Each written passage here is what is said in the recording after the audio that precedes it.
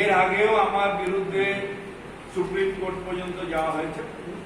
আমার কোর্টেই দেখা হবে, কোর্টে তার জবাব।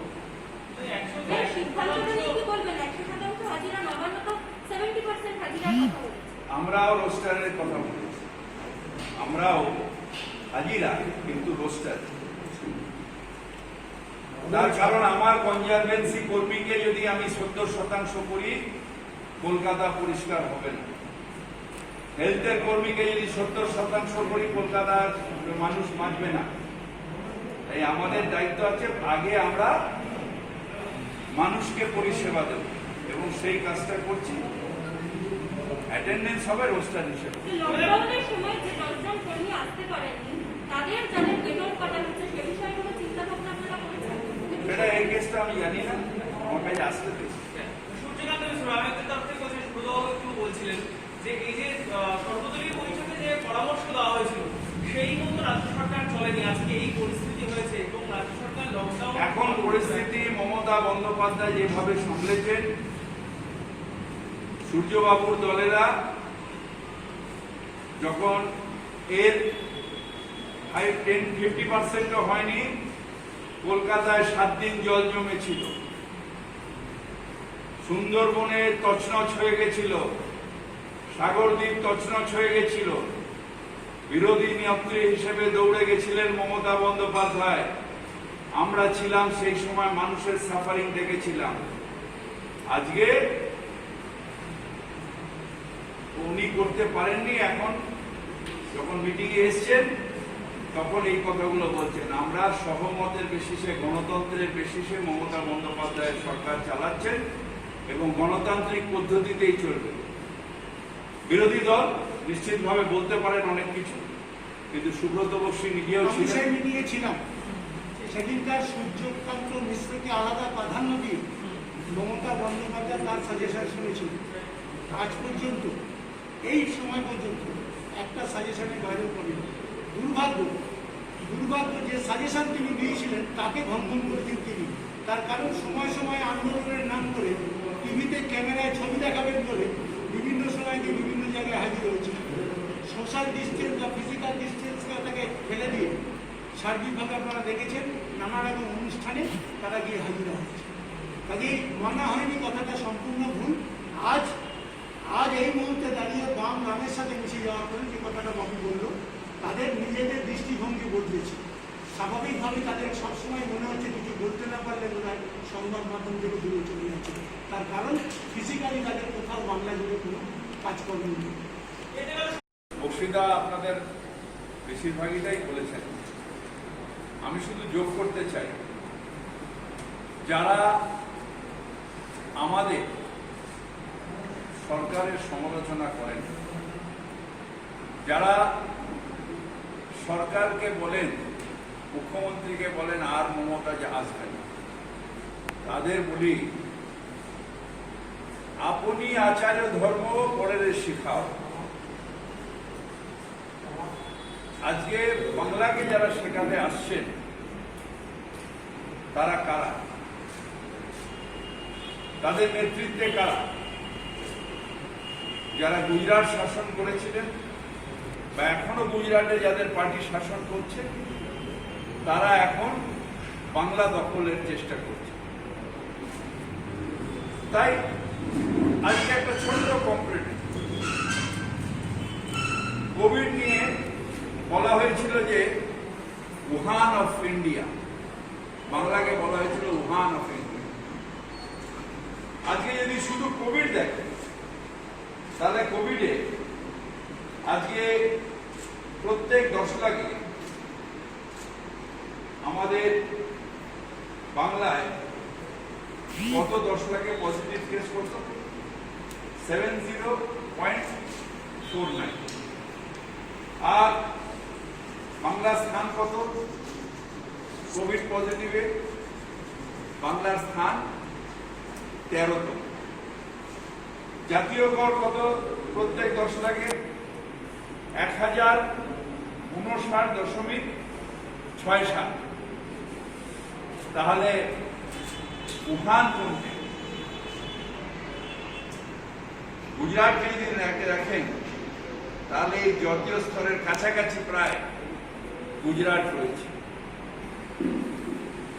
দিল্লিও আছে, অবশ্য মধ্যপ্রদেশও আছে, কিন্তু গুজরাট যেটাকে নিয়ে অহংকার করা, যেটাকে নিয়ে দিলীপ বাবুর মতন নেতা বলেছিল যে আমেরিকায় সব থেকে বেশি কেন, তার কারণ অনেক উন্নত, আর ভারতবর্ষের সব থেকে উন্নত গুজরাট, তাই গুজরাটে কোভিড হয়েছে।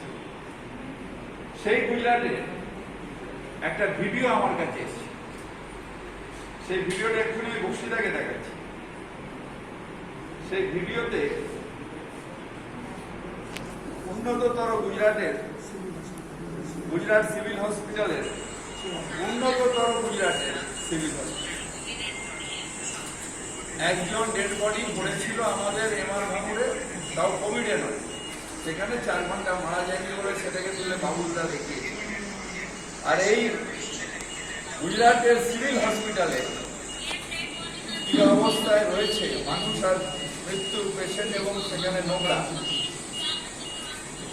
এটা নাকি সব থেকে উন্নততর দেশ দিলীপ বাবুর কথা। আবার এইটা নিয়ে গুজরাট হাইকোর্টে বলেছিল নারকীয়, গুজরাট হাইকোর্ট বলেছিল মামলায় নারকীয় ঘটনা, তাই সেই জজকে আর সেই ডিভিশনটা বেঞ্চটাকে চেঞ্জ করে দেওয়া হয়েছে। অর্থাৎ ভারতবর্ষের গুজরাটে বিচারের মানি নীরবে নিবৃতে কাটছে। বিচারালয় বলছে আমি বিচার করতে পারছি না, তার কারণ বিজেপি আমার গলা টিপে ধরছে, বিচার ব্যবস্থাকে শেষ করে দিচ্ছে, অর্থাৎ ভারতবর্ষের গণতন্ত্রকে শেষ করে দিচ্ছে। যারা এখানে চেঁচামেচি করেন তাদের বলি যে আজকে বক্সিদা এক্ষুনি বললো 9,000 কত কোভিড টেস্ট হয়েছে। আমরা ভারতবর্ষে অনেকটা এগিয়ে আছি, কারণ মমতা বন্দ্যোপাধ্যায় দৃঢ়তার সাথে নেতৃত্ব দিচ্ছে from the front. Mamata Bandyopadhyay যদি স্ক্রিনে নেতৃত্ব দিতেন, স্ক্রিনের মধ্যে দিয়ে নেতৃত্ব দিচ্ছেন, বাড়ি দিয়ে না বেরিয়ে শুধু ভিডিও কনফারেন্স করছেন, তাহলে আজকে বাংলা এই অবস্থা। হ্যাঁ, আমরা অসুবিধায় আছি, তার কারণ কোভিডের লড়াইয়ের সাথে সাথে আমাদের আমফান এসে গেল, এবং সেই লড়াইটাও মমতা বন্দ্যোপাধ্যায়ের না নেবে দৃঢ়তার সাথে সেই লড়াইটাও চ্যালেঞ্জ হিসেবে নিয়েছে। তাই আজকে যখন প্রধানমন্ত্রীকে নিয়ে উনি নিজে ডেকেছিলেন যে আসুন দেখে যান আমার বাংলার কি অবস্থা হয়েছে, 1 লক্ষ কোটির জায়গায় দিলেন কত? 1% কেন্দ্রীয় সাহায্য। দিলীপ বাবু বলছেন ডাইরেক্ট দাও, দাও না, ডাইরেক্ট দাও 1 লক্ষ কোটি, যেখানে যেখানে ক্ষতি হয়েছে 1 লক্ষ কোটি ডাইরেক্ট দাও। দিলীপ বাবুকে চ্যালেঞ্জ করছি, 1 লক্ষ কোটি টাকা ডাইরেক্টলি টু দি বেনিফিশিয়ারি দিন, তারপরে আপনার কথা বলবেন, না হলে আপনার বলার কোনো অধিকার নেই। ডাইরেক্ট পেমেন্ট করেছে, হ্যাঁ ডাইরেক্ট পেমেন্ট হয়েছে, এখনো পর্যন্ত ডাইরেক্ট পেমেন্ট হয়েছে 9 দিনের মাথায়। এটা আমার কাছে লেটেস্ট হিসেব নেই, 9 দিনের মাথায় 20,000 টাকা করে আজকে যাদের বাড়ি চলে গেছে তাদের 16টা জেলায় 20,000 টাকা করে আজকে তাদের ডাইরেক্ট দেওয়া হয়েছে। আজকে ডাইরেক্ট পেমেন্ট হয়েছে আমাদের 20,000 টাকা করে, আমাদের 9টা জেলায় 5 লক্ষ পরিবারকে ডাইরেক্টলি পেমেন্ট করা হয়েছে। আমাদের এখনো পর্যন্ত 6,250 কোটি টাকা মমতা বন্দ্যোপাধ্যায় নিজের পশ্চিমবঙ্গের সরকারের তহবিল থেকে খরচা করেছে। 53,000 কোটি টাকা লেজিটিমেট ক্লেম, সেই টাকা কেন্দ্রীয় সরকার দিচ্ছেন না, বঞ্চনা করছেন। কাকে? মমতা বন্দ্যোপাধ্যায়কে না, রাজ্য সরকারকে না, বাংলার মানুষকে বঞ্চনা করছেন, বাংলার মানুষকে টেনে নামিয়ে নিয়ে আসছেন। তাই এই বঞ্চনা বাংলার বিরুদ্ধে বঞ্চনা। আমার লেজিটিমেট ক্লেম দেবেন না কেন? দিলীপ বাবু এমপি, জানেন না, কোনোদিন প্রশাসন চালাননি, প্রথম দিন এমএলএ হয়ে বলেছিলেন যে ববিদার কাছে শিখে নেব বিধানসভা। নিজের সল্টলেকের ওপর দিয়ে এসে কথা বলছেন, আবার উঠে চলে যাচ্ছে। আরে সরকারের টাকা ওরকম ভাবে হয় না। সরকারের টাকা যখন খরচা হয়, এই সরকার এসে 11 সালের পরে সবটাই ই গভর্নেন্স করে দিয়েছে। আমি কি টাকা পাচ্ছি আর কোথায় কোথায় খবর পাচ্ছি, আপনিও যদি পশ্চিমবঙ্গ সরকারের নেট খোলেন, আপনার কাছেও সেই পরিসংখ্যান থাকবে। এটা লুকিয়ে লুকিয়ে হয় না যে স্বামীর কাছ থেকে স্ত্রী কিছুটা টাকা ঝেড়ে রেখে দিয়েছে শাড়ির ফাঁকে, সেখান দিয়ে খরচা করছে, এটা তা হয় না। এটা ওনাদের মেছো পলিটিক্সে হয়। পুরোটাই ট্রান্সপারেন্ট, তার কারণ পশ্চিমবঙ্গ সরকার পুরোটাই ই গভর্নেন্স করে দিয়েছে। এবং তার উপরে ই গভর্নেন্স চেক করছেন কে? Auditor general. এখানে এজি বেঙ্গল চেক করছে। সুতরাং ওই ইউসি দেয়নি, ওইটা লুকিয়ে রেখে দিয়েছে, ওইখান দিয়ে টাকা নিয়ে নিয়েছে। এটা বাংলায় চলে না। গুজরাটে চলে কিনা আমি জানি না, বাংলায় এটা চলে না, তার কারণ পুরোটাই ই গভর্নেন্স হয়ে রয়েছে। ডাইরেক্টলি টাকা দিন না, ডাইরেক্টলি দিন না 1 লক্ষ কোটি টাকা। ক্ষমতা আছে, আপনাদের কেন্দ্রীয় দল তো সার্টিফাই করেছে, ওই টাকাটা দিন। ক্ষমতা আছে। আপনি পাঠিয়েছিলেন কেন্দ্রীয় দল কোভিড দেখাতে, গুজরাট জেনারেল হসপিটালে পাঠাননি, বাংলায় পাঠিয়েছিলেন। বেলেঘাটা আইডিকে দেখে বলেছে এক্সেলেন্ট লিখে দিয়ে গেছেন ওনার যে ভিজিটার বুকে, যে দলটা পড়ে এসেছিল, যারা মানে টেকনিক্যাল দল যারা এসেছিল, প্রথমে অ্যাডমিনিস্ট্রেশনে এসেছিল, এক্সেলেন্ট অ্যারেঞ্জমেন্ট লিখে তবে গেছে। তাদের সাথে আমারও মিটিং হয়েছে, তাদের বসিয়ে আমি কর্পোরেশনে কিভাবে করছি সেটা পুরোটা দেখিয়েছি তাদের। এবং বেলেঘাটা আইডি থেকে লিখেছিলেন এক্সেলেন্ট অ্যারেঞ্জমেন্ট। তারপরেও আপনাদের মমতা বন্দ্যোপাধ্যায়ের সমালোচনা করতে লজ্জা লাগে। কি নিয়ে এলেন? আরে মমতা ব্যানার্জি কেন কোভিড শ্রমিক স্পেশালকে কেন কোভিড স্পেশাল করবে? লজ্জা লাগে না? যখন হাততালি দিচ্ছিলেন, সেই সময় ঘন্টা বাজাচ্ছিলেন, থালা বাজাচ্ছিলেন, সেই সময় কেন শ্রমিকদের কথা চিন্তা করলেন না? যে এদের বাড়ি ফিরতে হবে, ফেস ওয়াইজ লকডাউন যেরকম তুলছেন সেরকম ফেস ওয়াইজ লকডাউন করলেন না কেন?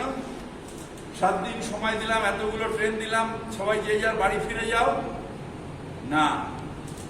দিল্লির বাস স্ট্যান্ডে কোভিড ছড়ানো হলো, ইউপিতে শ্রমিকদের ওপরে কুকুর ছাগলের মতন মানুষের শরীরে দিতে নেই, সেটা ছড়ানো হলো। বম্বেতে তছনছ করে দিয়ে ধারাবৃত্তিকে সব কোভিড পেশেন্ট, শুধু সবাই এসে স্টেশনে ভিড় করে কোভিডটা ছড়িয়ে দেওয়া হলো। সুরাটে লাঠি মেরে, শ্রমিকদের উপরে লাঠি মেরে টিয়ার গ্যাস মারা হলো। মা মারা গেল, শিশু কেঁদে রয়েছে, তাকে নেবার কেউ নেই, শাহরুখ খান আশ্রয় দিয়েছে, বাংলার ব্র্যান্ড অ্যাম্বাসেডর। আপনারা শ্রমিক প্রেম, শ্রমিকের জন্য পীযূষ গোয়েল সাহেব আপনার দুঃখ লাগে, তাহলে আপনি কোভিডটাকে ছড়াতে দিতেন না। আগেই রেল মিনিস্টার বলতেন মোদী সাহেব 4 দিন দাঁড়িয়ে যান, আমি রেলের ব্যবস্থা করে আগে শ্রমিকদের ছড়াই।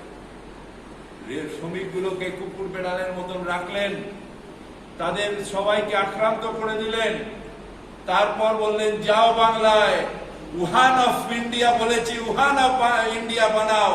দিল্লির থেকে কোভিড, মহারাষ্ট্র থেকে কোভিড, গুজরাট থেকে কোভিড, চারিদিকে কোভিড নিয়ে যাও, এবার তোমরা ছড়িয়ে দাও। অর্থাৎ বাংলার বিরুদ্ধে ষড়যন্ত্র, এটা ভুল নয়, এটা ষড়যন্ত্র। বাংলার বিরুদ্ধে ষড়যন্ত্র, বাংলাকে নিচু দেখানোর জন্য ষড়যন্ত্র। এর জবাব বিজেপিকে দিতে হবে। মমতা বন্দ্যোপাধ্যায় এই অবস্থার মধ্যে দাঁড়িয়ে থেকে সামনে নেতৃত্ব দিয়েছেন।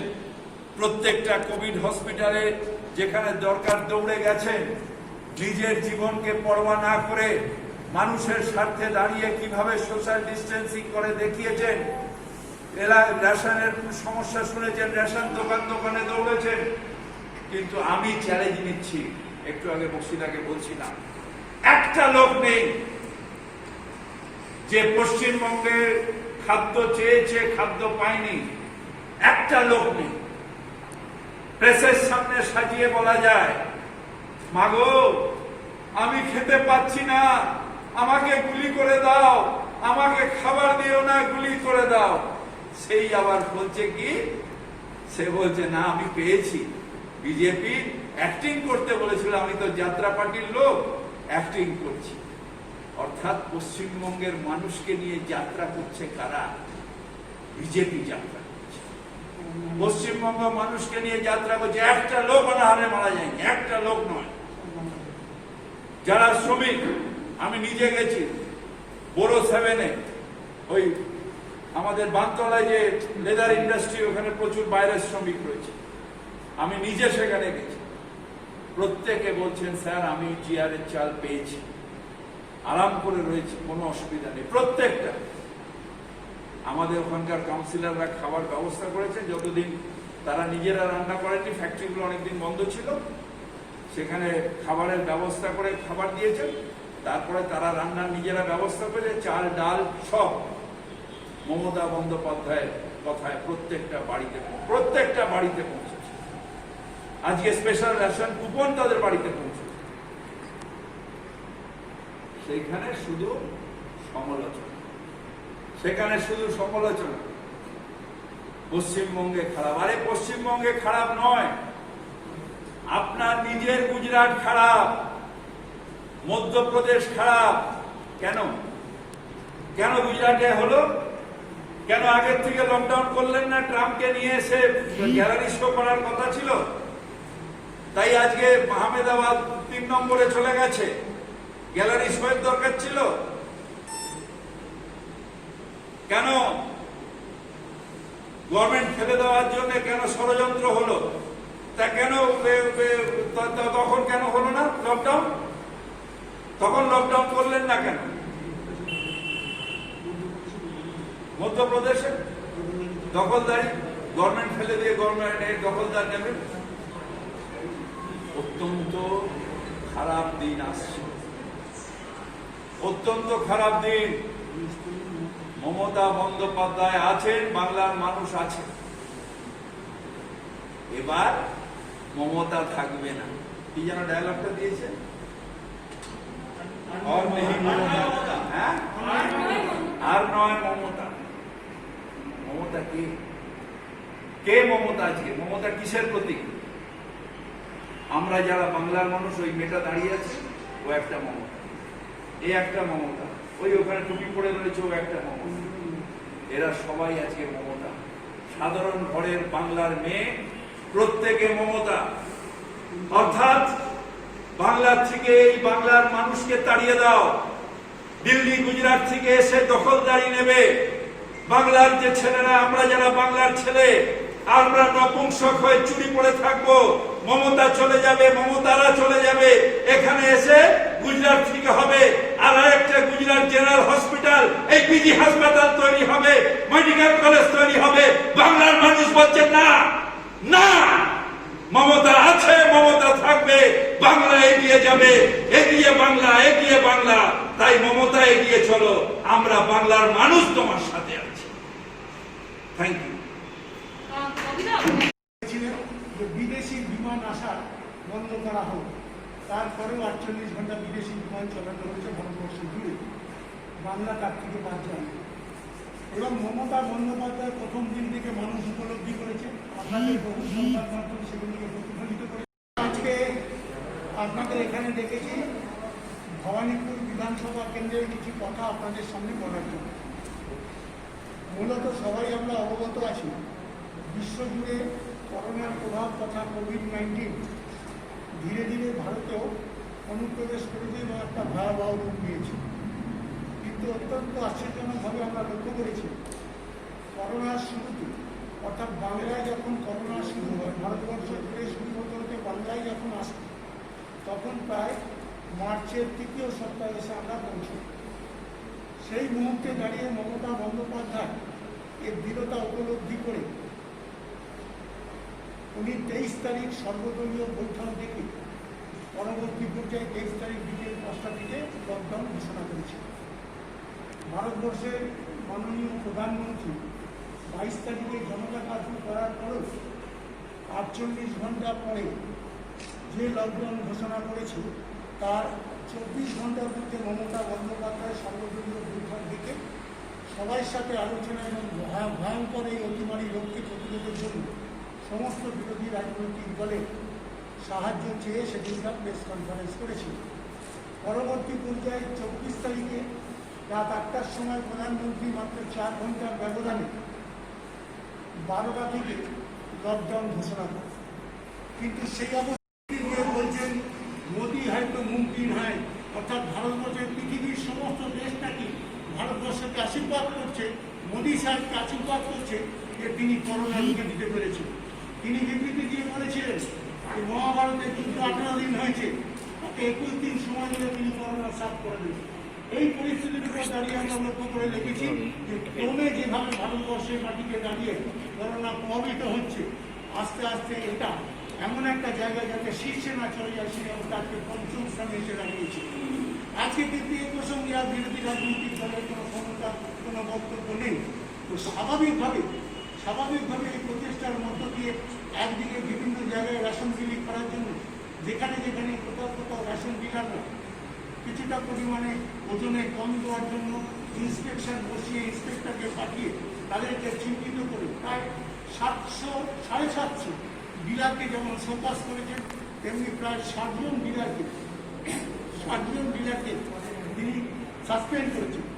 এবং মমতা বন্দ্যোপাধ্যায় প্রতিনিয়ত যে কায়দায় কোভিডকে মোকাবিলা করতে চাইছিলেন এটা আপনারা জানেন। আমরা যদি বলি 20শে মে পর্যন্ত যে পদ্ধতিতে কোভিডের সংখ্যা ছিল, পরবর্তী পর্যায়ে শ্রমিকরা আমাদের নিজেদের রাজ্যে ফিরে আসছে, একটা অগোছালোভাবে তাদের ট্রেনে পৌঁছে দেওয়ার জন্য আমরা কিছুটা তৈরি হতে পারিনি।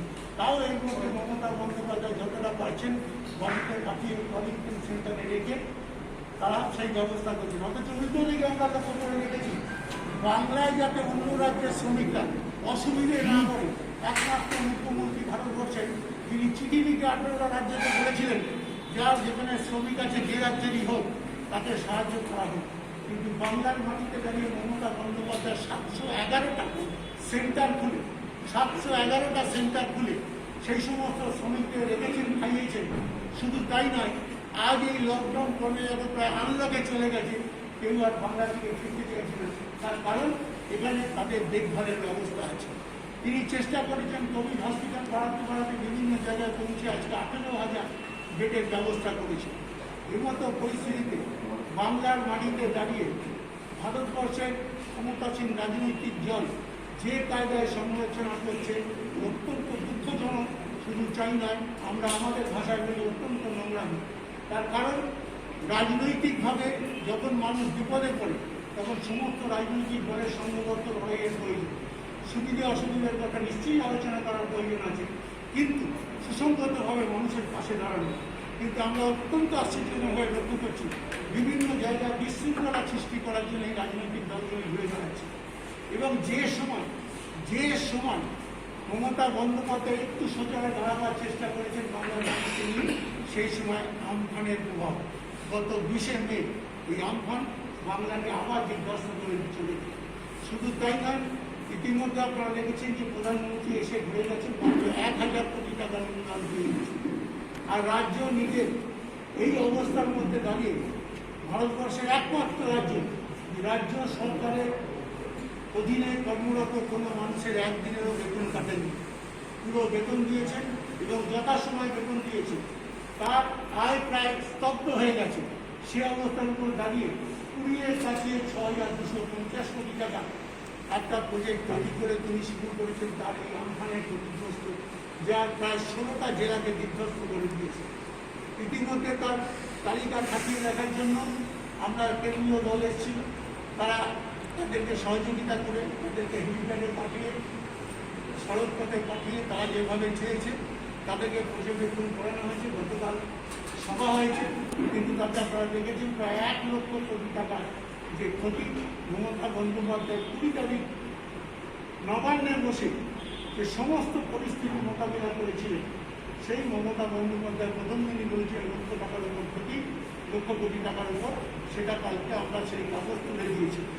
আমি খালি এই অবস্থার উপরে বলবো যে বাংলার মাটিতে দাঁড়িয়ে মমতা বন্দ্যোপাধ্যায়ের এই প্রচেষ্টা বাংলার মানুষকে যখন আকৃষ্ট করেছে, এখনও প্রায় 19 থেকে 20 ঘন্টা নিজে ব্যক্তিগতভাবে পরিশ্রম করে, নিরলস ভঙ্গিতে পরিশ্রম করে বাংলার মানুষকে সংঘবদ্ধ করে একটা শৃঙ্খলাপূর্ণ জীবন দেওয়ার চেষ্টা করছেন।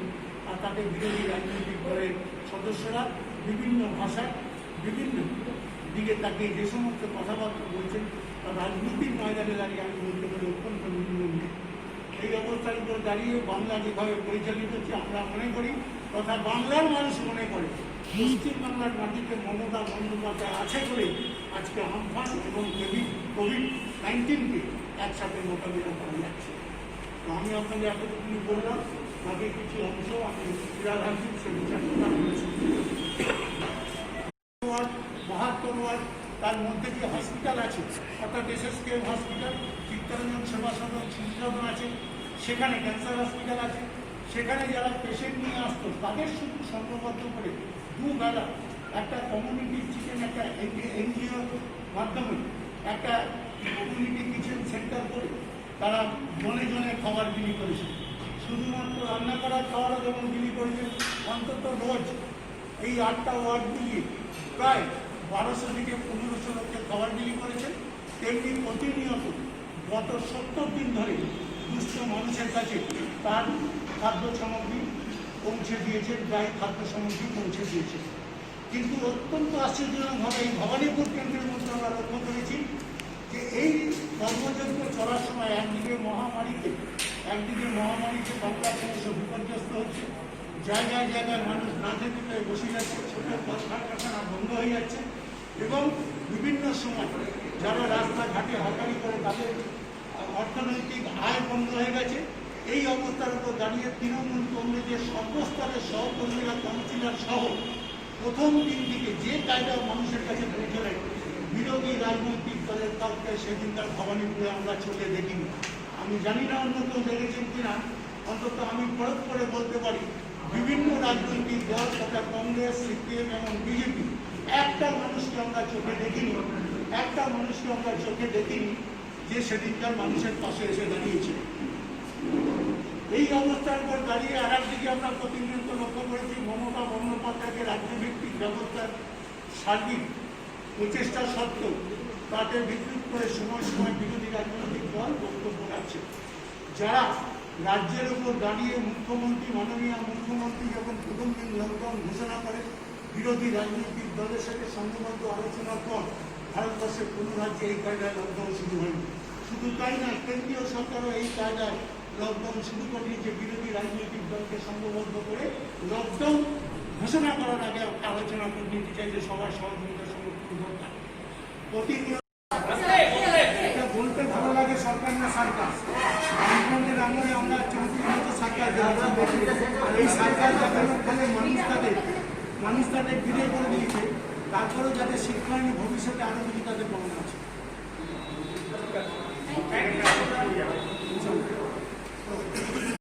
মোকাবিলায় ভীত সন্ত্রস্ত বাংলাবাসীকে আশ্বস্ত করে তিনি ময়দানে প্রথম সারির নেতৃত্ব দিয়েছেন।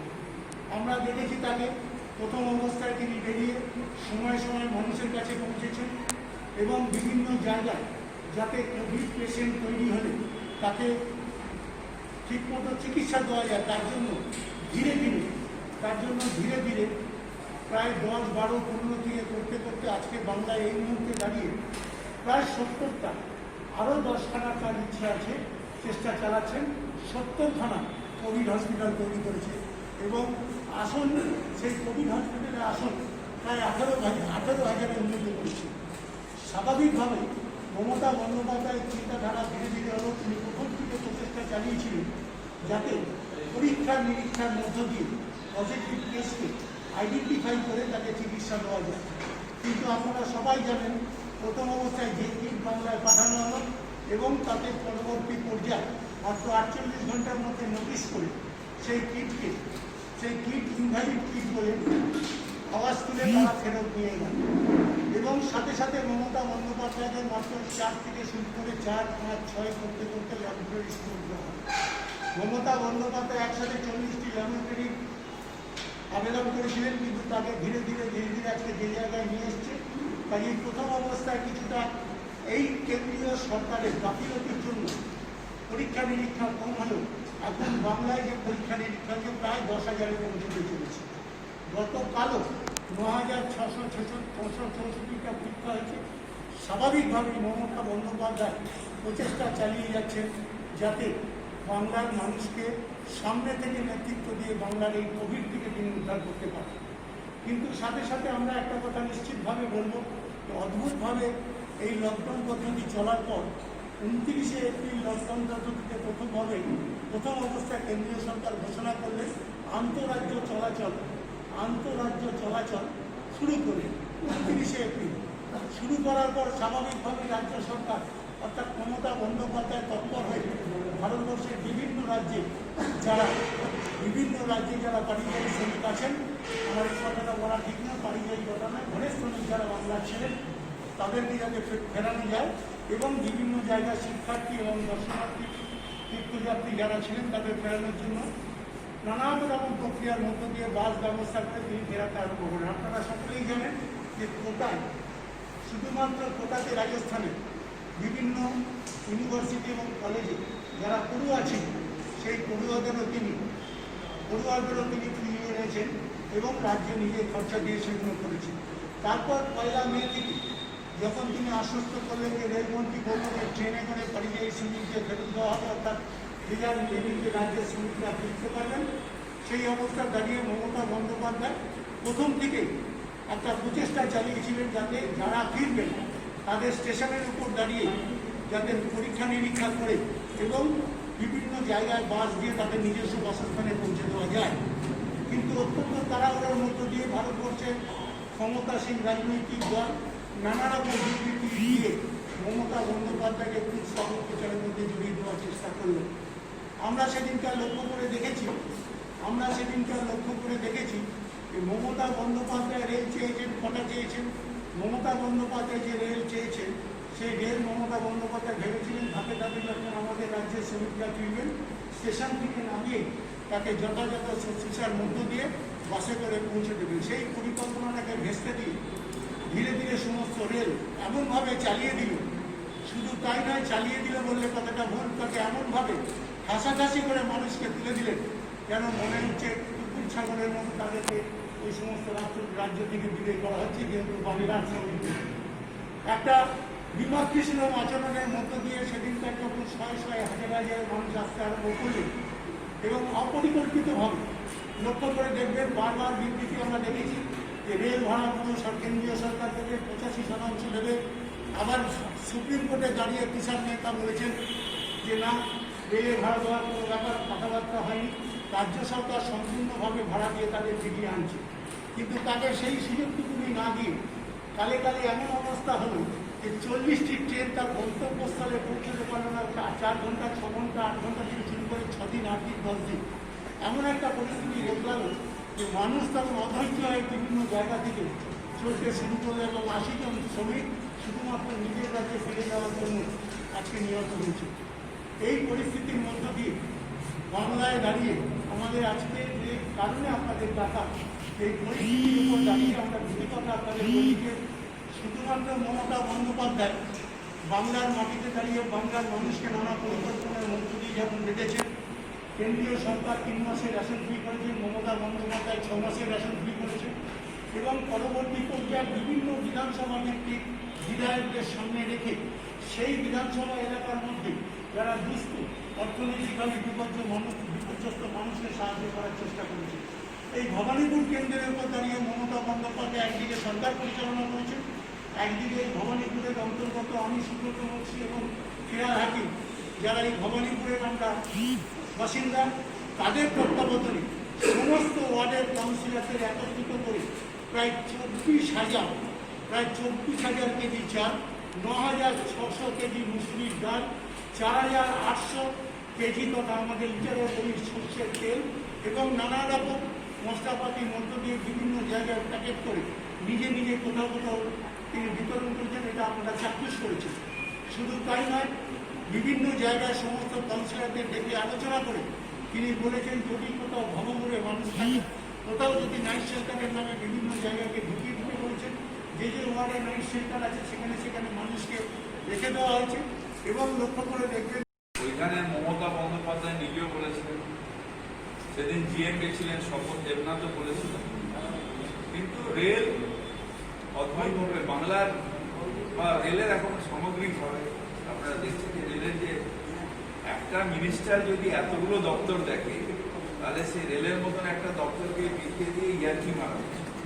রেলটা হলো আমাদের ভারতবর্ষের প্রথম প্রধান সংযোগ ব্যবস্থা, সেইটাকে নিয়ে ছেলে খেলা হচ্ছে।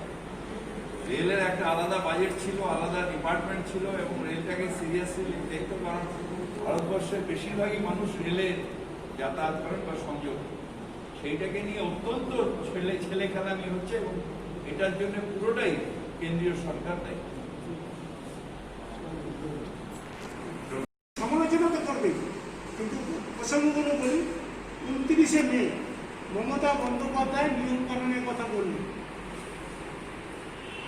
প্রেস কনফারেন্স করে নিয়মকানুনের কথা বললেন। সেদিনকার বললেন তিনি মন্দির খুলবেন, 6 জন থেকে 7 জন জমায়েত হবে, ধর্মস্থানগুলো খুলবে, জমায়েত হবে।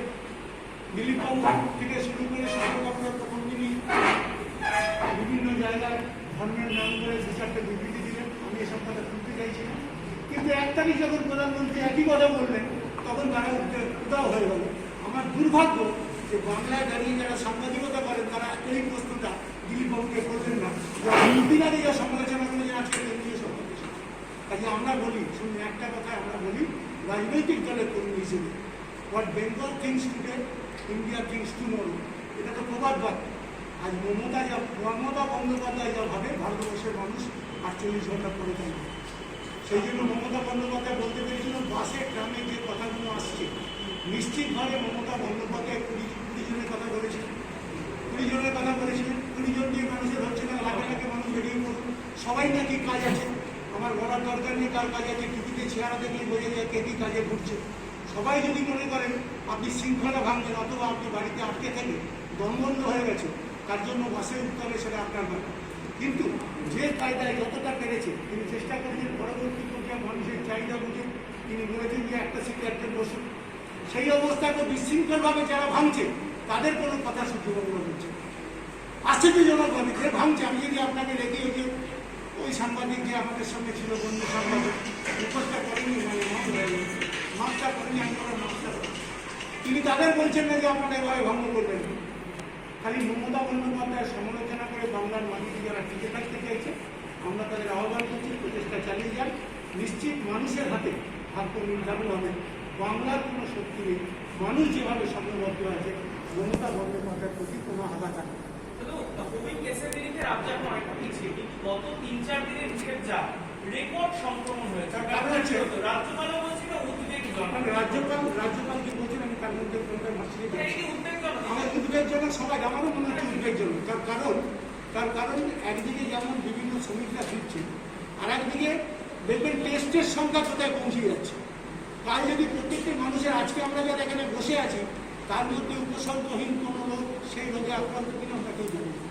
কিন্তু যত টেস্ট হচ্ছে, যে জায়গায় টেস্টের মাত্রা পৌঁছে দিয়েছে, আপনি যে কথাটাও বললো, আজকে গুজরাটে তার সংখ্যা নেমে গেছে, টেস্টের সংখ্যা নামিয়ে দিয়েছে 2,500-3,000। আজকে বাংলা ক্রমশ প্রতিদিন 10টা হলেও বাড়তে বাড়তে চলেছে। আরও সেন্টার চেয়েছে, কারণ আপনারা দেখেছেন সুরক্ষাকে ইনভেস্ট করেছে। যত সেন্টার বাড়বে, আমরা 12, 14, 15,000 আমরা করতে পারি। কিন্তু প্রশ্ন হচ্ছে ল্যাবরেটরির ক্ষেত্রে গড়িমসি, সব জায়গায় দেবো না, গড়িমসি 1-2 করে ছাড়ছে। এটা বুঝতে পারছেন বাংলার উপর সমস্ত চাপ চলছে। সমস্ত চাপকে অতিক্রান্ত করে বাংলার মানুষের সাথে আমরা সংঘবদ্ধ অবস্থায় আছি বলে আমরা এই পরিস্থিতি মোকাবিলা করতে পারছি। মমতা বন্দ্যোপাধ্যায় ইনস্ট্যান্সে আপনারা খবরের কাগজে পড়েছেন, এছাড়াও 3 কোটি ইনস্ট্যান্স আছে যারা বাজারে থেকে কাজ করেছে।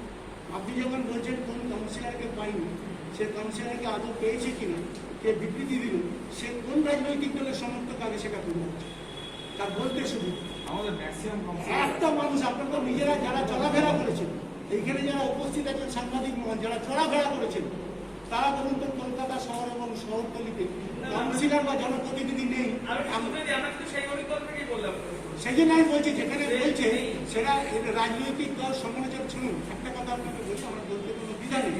সেটা হচ্ছে যে আজকে অসুবিধা কিছু মানুষের হয়েছে, কিন্তু দাঁড়িয়ে দাঁড়িয়ে যারা আজকে এই অবরোধের প্রশ্নে গেল তাদের প্রতি রেসপেক্ট জানিয়ে বলি, নিশ্চিতভাবে বলি যে পদ্ধতিতে অবরোধটা হয়েছে সেই অবরোধটা পদ্ধতিগতভাবে আমি ব্যক্তিগতভাবে সমর্থন না করলেও সেটা ঠিক আছে, পদ্ধতিগতভাবে করেছে।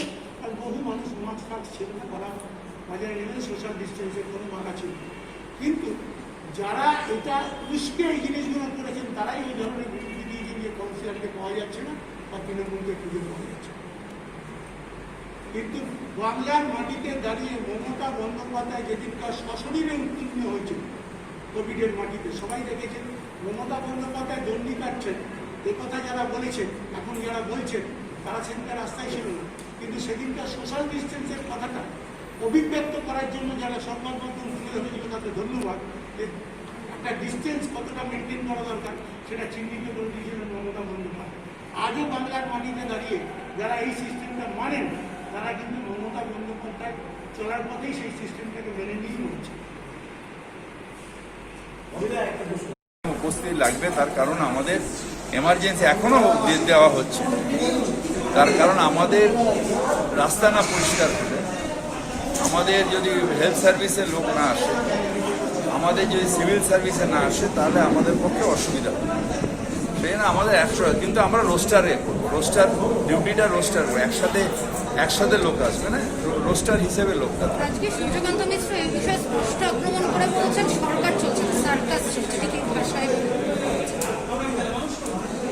পৌরসভা চলছে এবং বাংলা মানুষ দেখছে। সূর্যকান্ত মিশ্র মানুষ না মানুষ, কলকাতার মানুষ জানছে যে পৌরসভা কিভাবে চলছে, কিভাবে আমপানের পরে এলাকা পরিষ্কার হলো, কিভাবে জল জমার দুদিনের মধ্যে জল নামিয়ে দেওয়া হলো, যেটা ওনাদের সময় আয়লার পরে 7 থেকে 10 দিন জল ছিল। এমনকি উনি এটাও বলছেন যে যখন বৈঠক হয়েছিল সর্বদলীয় বৈঠক, তখন ওনাদের সেটা সুব্রত বক্সী বলেছেন, সব বৈঠকে মানাই হয়েছে, সব কিছু সরকার মেনে চলছে। ওনারা সোশ্যাল ডিস্টেন্সিং না মেনে রাস্তায় নেমে গিয়ে সেই বৈঠকের অবমাননা করেছে। দাদা, আপনি গুজরাটে একটা অভিযোগ করেছেন, গুজরাট হাসপাতালে যেভাবে চলছে সেটা নিয়ে কি বলবেন? যে ভিডিওটা যারা আজকে বাংলাকে ক্রিটিসাইজ করে তাদের বলবো, অমিত শাহজিকে বিশেষ করে, আপনি আচেরি ধর্ম পরে শেখাবো। অমিত শাহের তরফ থেকে ডিজিটাল জনসভা বাংলার এগুলো ওদের দলের ভেতরে, এখন আমরাও কালকে করেছি। এটা পাবলিসিটি দলের ভেতরে হতেই পারে। হ্যাঁ, এখনো সরকার মানে বেশ কিছু জায়গায় দেখা যাচ্ছে গাছ পড়ে রয়েছে, লাইট পোস্ট উপরে রয়েছে, না, সেগুলো কোনো জায়গায় নেই, সব জায়গায় পরিষ্কার। একটা দুটো দেখা হয়তো যেখানে কাউন্সিলর খবর দেয়নি, বেশিরভাগই জায়গায় আমরা গাছ টাছ সরিয়ে দিচ্ছি, নাহলে রাস্তায় গাড়ি চলছে। হ্যাঁ, আমাদের কি হয়, কিছু জায়গায় দামি গাছ থাকলে সেটাকে অ্যাসেসমেন্ট করতে হয়, সব গাছ তুলে ভাগাড়ে ফেলা যায় না। সেই গাছগুলো রয়েছে, ওগুলো অ্যাসেসমেন্ট করে পার্সেন্স কয়েস নিয়ে যায়। কোনোভাবে কি কর্পোরেশনের কর্মীরা অনুপস্থিত থাকলে বেতন কাটা যাওয়ার ব্যাপার নিয়ে কর্পোরেশন ভাবনা চিন্তা করছে? এবার কর্মীদের কাজে আসতে হবে।